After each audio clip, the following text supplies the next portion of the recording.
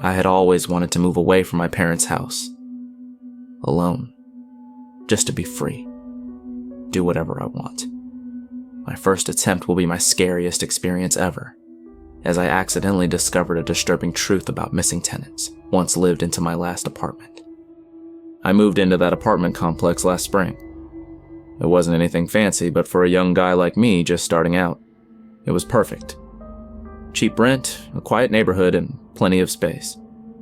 The landlord, Mr. Novak, was a short, older man with a gruff voice and a smile that felt a little too forced. But I didn't think much of it at the time. Everything seemed normal for the first couple of weeks. I unpacked my stuff, got into a routine, and even made small talk with a few neighbors.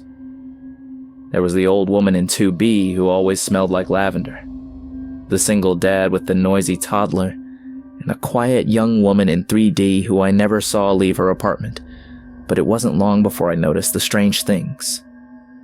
It started with noises. At night, when everything should have been still, I'd hear faint scratching sounds from the walls. I thought it might be rats or some other pest, but it didn't sound quite right. It was too deliberate, too rhythmic.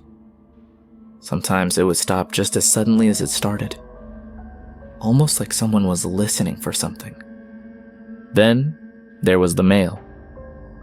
One morning, I went to check my mailbox and noticed that apartment 3D had a stack of letters piled up. Days went by and the mail kept coming, but it was never picked up.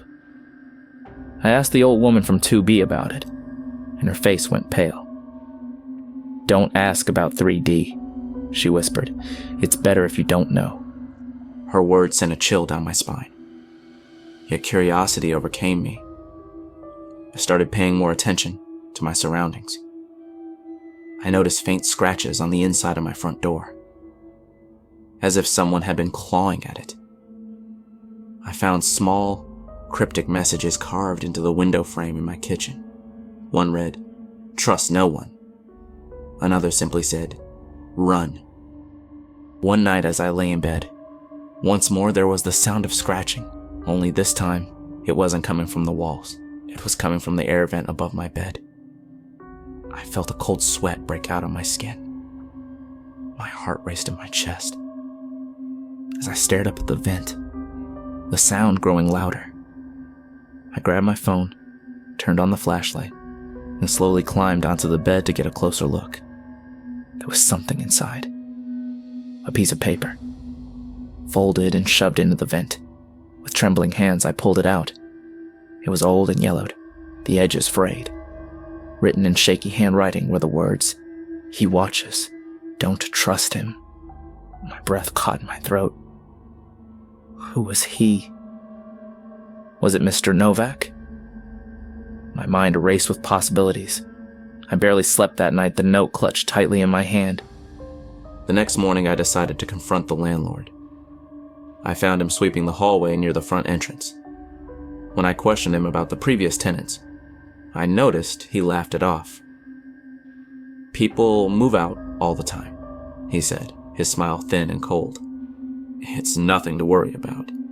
But there was something in his eyes that told me he was hiding something. I started digging deeper. I searched online for any news about the building, but found nothing. It was like the place didn't exist. I checked the names on the mailboxes and tried looking up past tenants, but every lead came up empty. It was as if they had never existed. Then I remembered the young woman in 3D. Her door was locked, but the scratches around the keyhole suggested someone had tried to force their way in. I waited until late at night, when the building was silent, and picked the lock with a hairpin. My hands shook the entire time. The door creaked open, and a stale, musty smell hit me. The apartment was dark, but my phone's flashlight revealed a chilling scene. The furniture was overturned, and the walls were covered in scratch marks. A half-packed suitcase sat near the door, as if she had been trying to leave in a hurry. On the kitchen table, I found a notebook. The last page was smeared with something dark and dried. Blood. The final entry read, "He comes through the vents. He knows when you're awake, I can hear him breathing. I have to get out. Please, God, help me. I felt my stomach churn. I turned around, heart racing, and caught a glimpse of movement in the corner of my eye. Something shifted near the vent in the ceiling, a shadow that shouldn't have been there. I ran. I didn't stop until I was back in my apartment, the door locked and barricaded with a chair. My chest heaved as I tried to catch my breath. But I wasn't safe. I could hear it, the breathing. Faint but unmistakable, coming from the vent above. I needed to get out. But the front door wouldn't open. The locks had been changed. Desperate, I grabbed a knife from the kitchen and climbed onto the bed. I pried the vent cover off, the screws falling to the floor with a metallic clink. Inside, I saw what had been haunting me. It wasn't an animal. It wasn't a ghost. It was a camera. A small, hidden camera pointed directly at my bed. My blood ran cold. I ripped it out and found a long cable leading deeper into the ductwork. Following it, I discovered a series of wires that led down to the basement, to a locked room I had never been inside. I smashed through the door with a fire extinguisher. The room was filled with monitors, each one displaying live feeds from different apartments. Some showed empty rooms, others showed people sleeping, completely unaware.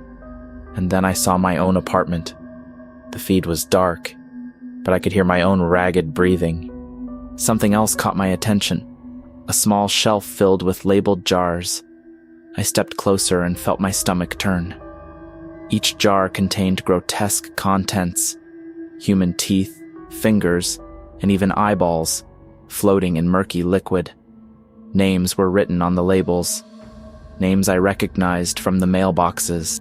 In the corner of the basement was a pile covered by a tattered sheet. My hands trembled as I pulled it away.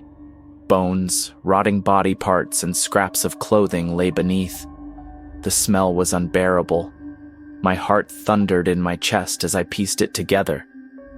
This wasn't just a room for watching. This was a tomb. Suddenly, footsteps echoed from the hallway. I turned, knife clutched tight, but it was Mr. Novak, his face twisted with rage, and something even darker, satisfaction. "You weren't supposed to find this," he growled. I didn't wait. I lunged, knocking him over, and ran. My feet pounded against the floor as I escaped into the night. I called the police. They found the basement exactly as I described. Mr. Novak was arrested. He was a predator, a monster who had been hunting his own tenants for years. The news called him the landlord butcher. I moved out the next day. And sometimes, late at night, I still hear the scratching.